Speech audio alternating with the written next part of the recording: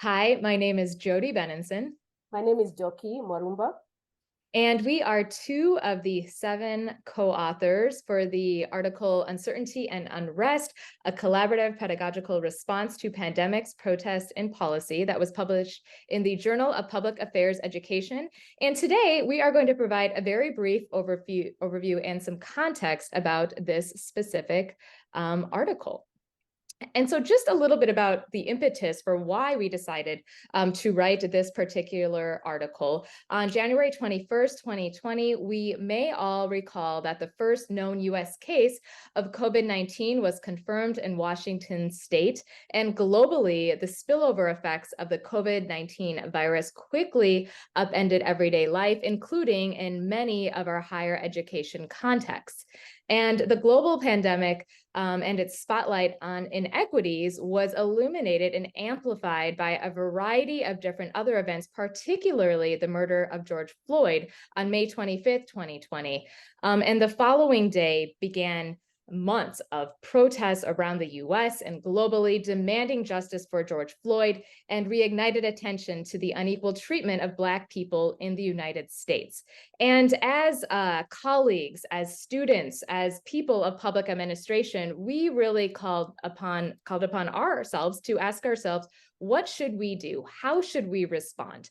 And we decided as a faculty that one way that we were going to respond was to offer a course that was actually centered around the pandemics, protest, and policy.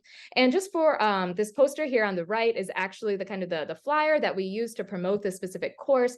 And you can pause the video here if you're interested in the brief description of this course, which was offered once a week.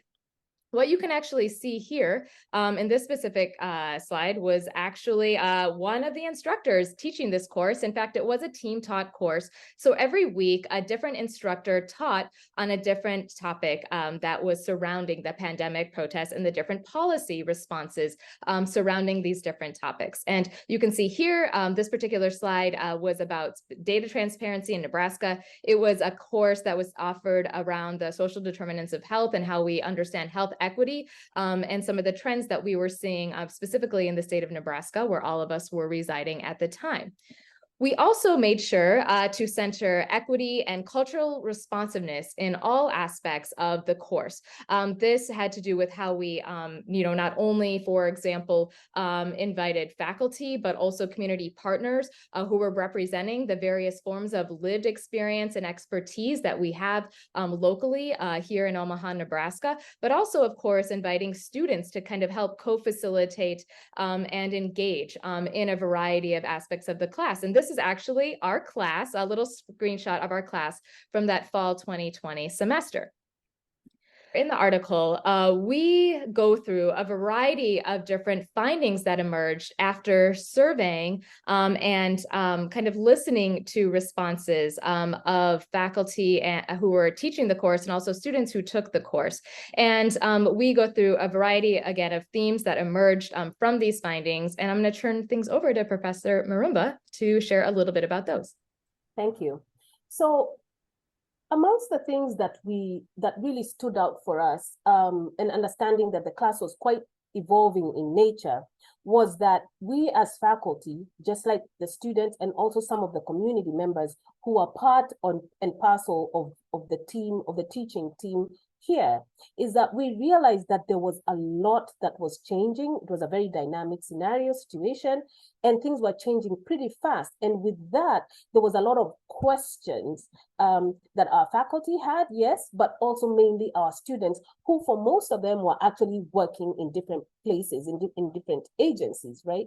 So what they were experiencing at work, what they were experiencing also in their homes, and also the expectations that we had of them as faculty were really front and center.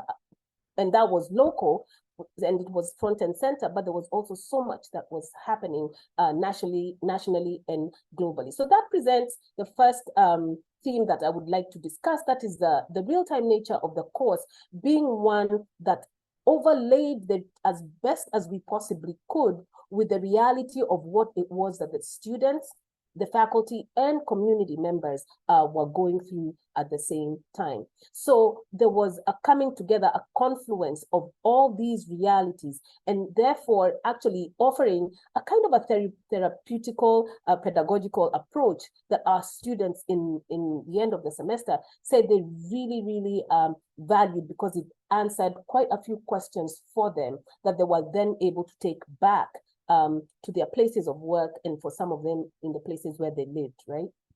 The second theme is the one on a team taught approach. And in the process of doing research, when putting together our paper, we actually realized that in public administration and in my field of emergency management in particular, we found that a team taught approach was not a very common go-to approach that was used by faculty in delivering learning material. So this for us, we thought would be a great opportunity, because in answering and in addressing the different challenges that were going on at the same time really required a multidisciplinary approach. So we were very fortunate not only to get the support of the administration, but also to benefit from the leadership of the two faculty members who initiated and invited faculty from across the university to come and not only teach in these classes, right, but also something else that happened was that some of the faculty and some of the community members who were also invited to teach ended up attending different classes taught by other faculty. And so there was also that reporting of people changing or thinking about the way they taught or delivered the material very, very differently, in a sense, influenced by what they saw their colleagues doing. And then finally, talking about skills and knowledge to further the work in public administration and democracy, is understanding that it really was important for us to be active scholars, right? In the space of yes, in a sense, the confines of our learning rooms and spaces, but also active, being able to reach beyond those into the community and through our students, and also through the opportunities that we got ourselves to interact. For example, just being able to write this paper that we put together. Thank you again for taking the time to learn a little bit more about our article, and please do not hesitate to reach out if you have any questions or would like to discuss further. Thank you.